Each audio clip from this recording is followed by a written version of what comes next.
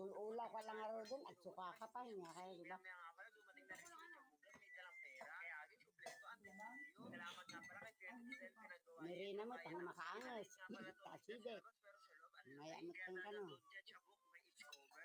Mamata? Aside, na sobraan mga minute ka.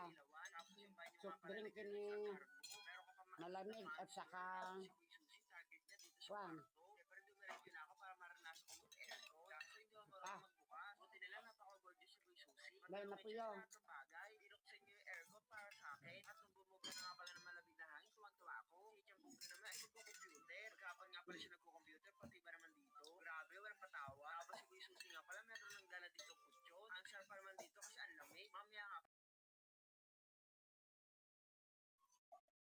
Tatay ko mo. Raya. Ayun na.